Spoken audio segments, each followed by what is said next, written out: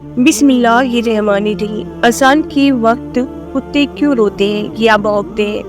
جب اذان ہوتی ہے تو ہمیں کیا سنائی دیتا ہے؟ اللہ اور اس کے رسول کا نام۔ کبھی آپ نے اذان کے الفاظوں پر غور کیا ہے کہ ان میں کون سا راز پوشیدہ ہے؟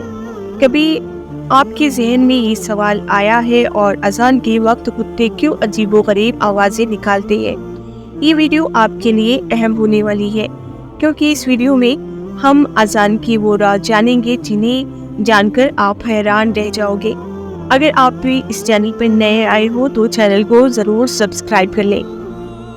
آپ نے بھی یہ مشاہدہ کیا ہوگا کہ جیسے ہی فجر کا اذان ہوتی ہے تو اکثر اوقات کتے اذان کی آواز سن کر رونے جیسی آواز نکالتے ہیں اور آسمان کی جانب منہ کر کے روتے ہیں۔ بعض کتے فجر کے علاوہ باقی اذانوں کے ساتھ بھی ایسی ہی آوازیں نکالتے ہیں۔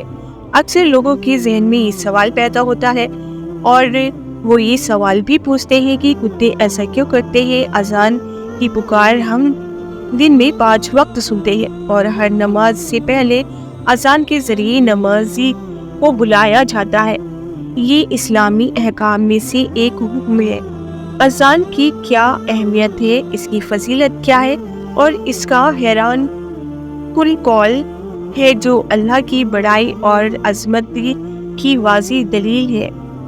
پہلے اس کے بارے میں سمجھنے کی کوشش کرتے ہیں کہ حضرت ابو ہریرہ رضی اللہ تعالیٰ عنہ فرماتے ہیں کہ رسول اللہ صلی اللہ تعالیٰ علیہ وسلم نے فرمایا، اگر لوگوں کو پتہ چل جائے ان چیزوں کا یعنی فضائل و برکت کا جو اذان اور صافی اول میں ہے اور لوگ ان کو حاصل نہ کر سکے اور قربین کی ضرورت پیش آئے تو یہ لوگ اس کے لیے بھی تیار ہو جائے۔ اس زمین پر کوئی ایسا وقت نہیں جب فضا میں محمد صلی اللہ تعالیٰ علیہ وسلم کا نام کا کلمہ بلند نہ ہو رہا ہو۔ 1 2 یا 10 مقاموں سے نہیں، ہزاروں لاکھوں مقاموں سے غور کیجیے اور سوچیے ایسا کب سے ہو رہا ہے، یعنی کتنی ہی صدیوں سے ہر وقت فضاؤں میں، ہر لمحہ زمین میں کسی نہ کسی حصے میں محمد صلی اللہ تعالیٰ علیہ وسلم کا نام گونج رہا ہے۔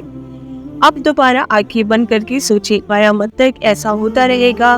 مسجدیں قائم ہے لیکن کتنی نئی مسجدیں کی تعمیر بھی ہو رہی ہے۔ جہاں بھی کسی بھی اسکول میں دیکھیے، بازار، کسی بھی گھر، دفتر، جنگل، کہیں پر بھی آپ دیکھیں 2 4 یا 15 مسلمان مل کر نماز پڑھتے ہیں، ضرور کہتے ہیں اور ہر ایک سمت سے محمد صلی اللہ تعالیٰ علیہ وسلم کی رسالت پر گواہی دی جاتی ہے۔